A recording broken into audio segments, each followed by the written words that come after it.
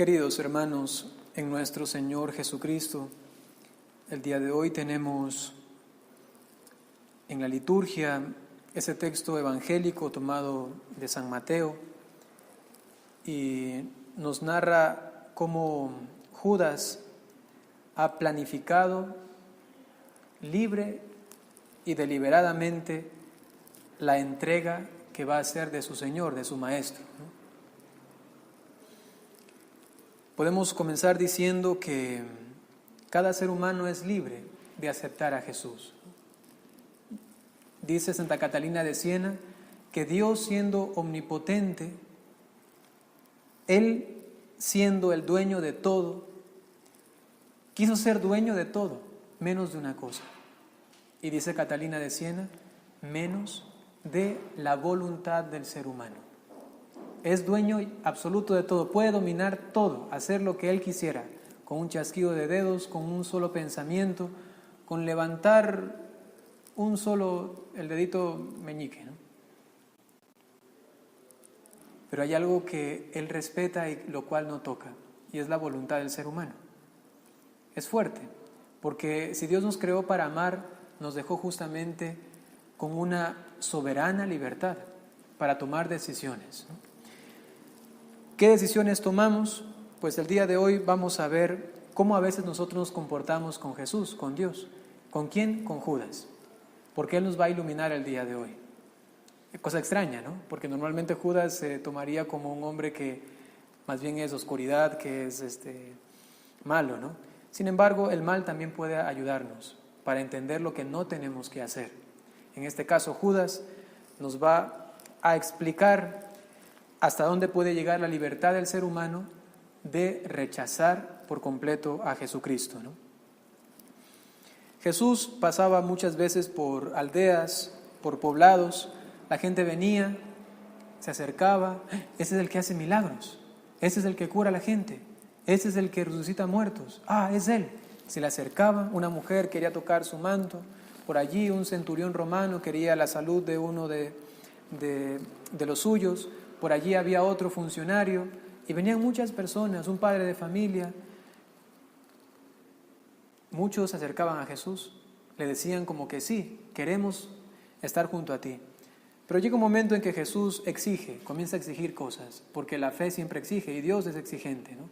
Él mismo dice, ustedes saben que yo soy como aquel que no ha sembrado, pero va a pedir cuentas inclusive de eso que no ha sembrado, ¿no? Es decir, que yo voy a exigir más de lo que ustedes se imaginan que pueden dar, ¿no? Y entonces, frente a este Dios exigente, cuando les dice a ellos, por ejemplo, ¿no? Me acuerdo ahora a Pedro, le dice, Pedro, recuerda que el hombre tiene que estar solamente con una mujer. Y Pedro dice, ¿qué? ¿Y quién puede hacer eso? Porque en el tiempo de Jesús, los judíos tenían varias mujeres, ¿no? Él decía, ¿pero cómo? ¿Quién puede hacer eso? Y Jesús le dice, sí, no todos están llamados al matrimonio, ¿no? No todos están llamados al matrimonio. Porque a veces no se puede, decía él, traduciéndolo, ¿no? No se puede como vivir solamente con una persona para toda la vida, ¿no? Eso es algo cansado, ¿no? Así que tienen que tener una buena vocación para el matrimonio, ¿no? Y entonces cuando se les dice algo, como que uno dice, ¿qué? Y eso para mí también. Me recuerdo también a Jesús, cuando está en el capítulo número 6 del Evangelio de Juan, al final, mientras predicaba a todos los judíos y les dijo, ustedes tienen que escuchar mi palabra y ponerla en práctica. Y además, yo soy el pan. Dice que Él es el pan bajado del cielo, el pan vivo. Y les dice a ellos, ustedes tienen que comerme. Y los judíos casi que se tapan los oídos y dicen, ¿qué? ¿Cómo vamos a escuchar esas palabras tan duras? No, Jesús, te hemos seguido, pero hasta aquí nomás. De aquí, dice el texto bíblico, que ellos se fueron. Y Jesús tuvo que decirle a sus discípulos, ¿y ustedes también se van a ir? ¿Se van a ir? Y San Pedro dice, Señor, ¿a dónde vamos a ir? Solo tú tienes palabras de vida eterna, ¿no? Porque hay quienes se acercan a Jesús y ya están caminando con Él, pero Él comienza a exigirles, ¿no? Tienes que ser más santo. Tienes que ser más humilde, tienes que aprender a hacer más silencio, ya no tienes que mentir en el trabajo para ganar un poquito más, ya no tienes que ser corrupto, deja las habladurías, deja las maledicencias, deja el chisme, ¿no? Entonces, como que al principio era bonito porque, el Señor me dice, te doy el milagro, te doy la sanación, te doy aquello o esto otro. Y cuando uno le comienza a seguir, Jesús dice, pero yo también te exijo, porque te creé para hacer de ti alguien grande, no un ser humano de pacotilla, no un ser humano de gelatina, no un ser humano pobre y pequeño. Te creé para ser alguien grande y para eso, entonces tengo que educarte y tengo que exigirte, ¿no? Y entonces el Señor comienza a instruir a sus discípulos. ¿Qué es lo que nos decía recientemente el Evangelio de Juan en el capítulo 8 y en el 10 que leímos la semana pasada? Nos decía Jesús, manténganse firmes en mi palabra, guarden mi palabra. Entonces mi Padre que vive conmigo vendrá a morar en ti. Y entonces el Padre y yo viviremos en ti. ¿Pero cómo? Guardando mi palabra. ¿Y qué significa la palabra? Significa, por ejemplo, aprender de Dios. Escuchar más atentamente la Biblia, escuchar las predicaciones, querer formarse en la fe. Porque a veces uno solamente dice el Padre Nuestro, la Ave María, el Gloria, y por ahí cuando me obligan un rosario, hay un funeral, un bautismo, algún matrimonio, como que ahí ya tengo que ir y escucho algo, ¿no? Y si nos preguntan, por ejemplo, de la carrera que uno tiene, si uno es, yo qué sé, profesor de matemáticas, entonces de matemáticas sabe bastante y está siempre instruyéndose y está mirando que no se quede un poco atrasado. ¿Y la fe? Y la fe no es más importante que la matemática. Y de eso no sabemos a veces nada. ¿Cuál fue el último evento en el Vaticano? ¿Cuál habrá sido? Recientemente hubo, si no sabían, la Jornada Mundial de la Juventud dentro de la diócesis del Vaticano, ¿no? Quizá alguno dirá, ¿y qué será eso? ¿No? Y es porque no sabemos a veces mucho de nuestra fe y no nos interesa. Vamos a hablar el día de hoy de las indulgencias plenarias. ¿Qué también será eso? Ya comienza el Padre, bueno, me voy a acomodar aquí bien bonito y uno se queda como dormido, ¿no? Porque a veces no nos interesa formarnos en la fe. A veces no nos interesa saber más del Señor. ¿Y saben por qué? Porque acaso no tenemos una especie de temor de que Jesús, y ahora me vas a exigir, me vas a pedir un poquito más. Y qué bueno que nos pida porque nos hace grandes, pero a veces no queremos, ¿no? Entonces, en ese seguimiento a Jesús, uno al principio le dice, sí Señor, por el milagro, sí Señor, yo quiero todo. Comienza Jesús a exigir y uno dice, sí, mejor solamente hasta el milagro. De ahí, no sé, después nos vemos, ya nos vemos después. Y eso está mal, ¿no? Eso es cobardía, ¿no? Pero todavía hay más reacciones frente a Dios. Por ejemplo, una persona que está en un pecado y en cambio dice, Señor, sí, tú me pides algo más, pero ¿sabes qué, Señor? Yo soy muy débil, soy muy humano, ¿no? Yo no puedo. Yo sé que tu palabra dice eso, pero yo no puedo. Así que tú me comprendes, tú me aceptas. Al final me darás una palmadita en la espalda, unas dos, ¿cómo se dice eso? Cachetaditas, se dice. Bueno, o también 2 golpecitos atrás, ¿no? Y ya con la correa quizá, y me dejarás entrar al cielo. Así será, ¿no? Y uno comienza delante de Dios a tomar la decisión de ya no esforzarse y decir, yo soy así, ya no hay nada más que hacer, ya, así crecí, así me formé, no hay nada más. Y así hay muchas personas, inclusive a veces las más piadositas, las mujeres más piadositas que a veces están en la iglesia, ¿no? Llevan años y años y años y años en la misa y estando en las primeras bancas siempre y aquí y acá, pero nunca avanzan en su vida espiritual. Nunca avanzan en su vida espiritual, siempre están como estancadas, ¿no? Porque tomaron un día la decisión delante de Jesús de no esforzarse. Primero, podemos tomar la decisión de ya no seguirle, porque nos exige mucho. Segundo, podemos estarle siguiendo aparentemente, pero de una forma tan mediocre que nos acostumbramos a estar así. Solamente esas son las oraciones que aprendí, esa es la formación que tuve y hasta ahí me quedo. Señor, no puedo más porque soy humano, entiéndeme, Señor. Y uno se trata a veces a uno mismo tan ligeramente, ¿no? Pero hay más decisiones y vamos a terminar con esta última porque hay tantas decisiones, ¿no?, que uno puede tomar delante de Dios. Veamos la que hoy día Judas nos ilumina. Judas también tuvo este proceso. Un día Jesús lo llamó y él dijo que bueno, y le estaba siguiendo. ¿Te imaginas a Judas sonriente, contento, un nuevo brillo en sus ojos, una nueva ilusión? Judas estaba realmente conmovido por la persona de Jesucristo. Le comenzó a seguir, estaba junto a él mucho tiempo, 3 años. Pero llegó un momento en el que Judas comenzó a sentirse como alejado de Jesús, porque él comenzó a tomar decisiones. Como he dicho, la primera, ya no quería continuar junto a él. ¿Dónde se nota esto? Quizás se nota esto cuando Jesús le daba los abrazos a los niños.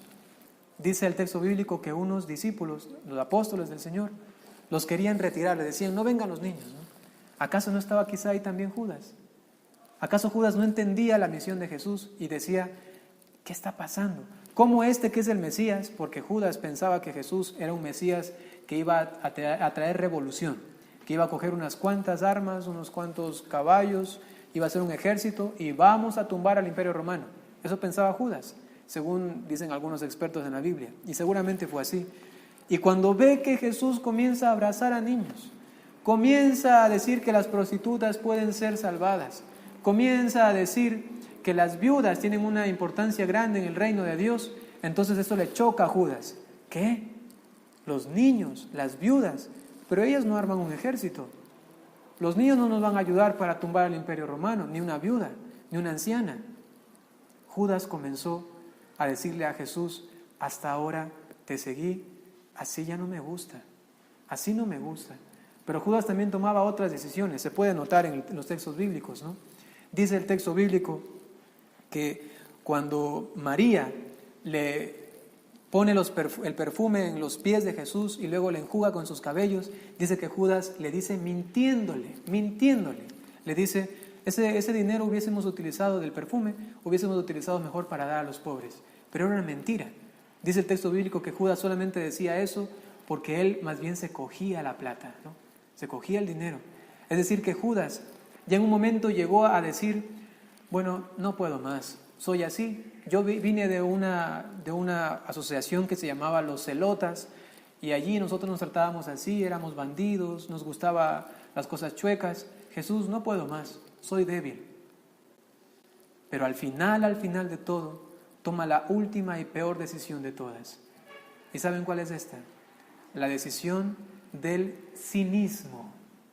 El cinismo es lo peor de todos. ¿Saben por qué? Porque ahora le decimos a Dios, ya no me importa pecar. Ya no me importa, soy así ya. El otro por lo menos uno dice, Señor, entiéndeme, sabe que está mal. Pero el cínico en cambio dice, yo soy así y me gusta ser así. Señor, si tengo que crucificarte otra vez, te crucifico. Por 30 monedas de plata lo haría otra vez. Ese es el cínico. Y a veces nosotros también entramos en cinismo.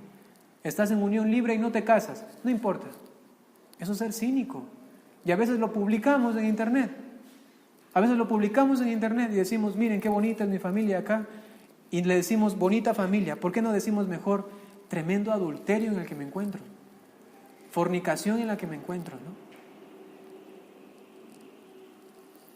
A las mentiras a veces les decimos blancas, piadosas. Imagínense, tremenda conjunción entre la piedad y la mentira. ¿Cómo nos atrevemos a ponerle un adjetivo tan grande a un pecado que mató a un hombre? La mentira. Mentira piadosa, no, qué horrible, ¿no? Es como decir Jesús diabólico, ¿no? Alguna cosa así. Dios satánico, alguna cosa así, ¿no? ¿Cómo decimos mentira piadosa, ¿no? ¿Cómo se nos ocurre? Y entramos ya a veces en el mismo cinismo. Ya se miente, es normal mentir en el trabajo, mentir en la escuela o yo qué sé dónde, ¿no? Bueno, si continuamos tenemos mucho que decir. Sencillamente terminemos el día de hoy con esta predicación diciendo que el ser humano delante de Dios puede tomar muchas decisiones y podemos estar muy equivocados y llegar hasta el fondo, ¿no? Y podemos quedar como Judas. Al final, dice el mismo Señor, es preferible que no hubieses nacido Judas, ¿no?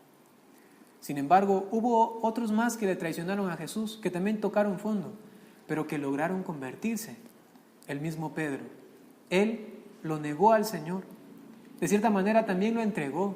No quiso compartir su suerte, no quiso seguirlo hasta la cruz. También tomó una decisión de ya no seguir al Maestro. Pero Pedro, a diferencia de Judas, porque Judas solamente se remordió, al final dijo, estas monedas son sangre, están bañadas de sangre inocente, ¿no? Y le tiró al Sanedrín, al sumo sacerdote, le tiró las monedas, pero porque le remordía la conciencia, no se arrepintió. En cambio Pedro sí se arrepintió. ¿Y qué dice el texto bíblico? Tanto le dolió, que entonces se le hicieron surcos en sus mejillas por todo lo que lloró. Lloraba y lloraba por el mal que había hecho al Señor. ¿Qué decisión quieres tomar el día de hoy? Si has tocado fondo, si has pecado, ¿quieres tomar la decisión de Judas o la decisión de Pedro? Judas, el cínico, que solamente se remordió y terminó acabando con su vida al suicidarse, o como Pedro, que también tocó fondo, también entregó al Maestro y lo llevó a la muerte por sus pecados, pero que al final se arrepintió y lloró, hasta más no poder, y entonces Dios lo glorificó. Y ahora es San Pedro, el primer papa de nuestra iglesia. Es tu decisión. A la Santísima Virgen María le pedimos la gracia de tomar siempre decisiones para no abandonarlo, para estar con Él. Y qué bonito que al final también digamos, tomo la decisión, Señor, como Santa Madre Teresa de Calcuta, tomo la decisión de compartir contigo la cruz. No te quiero dejar solo. Yo también quiero estar ahí clavado contigo. A esta buena Madre le pedimos estas gracias.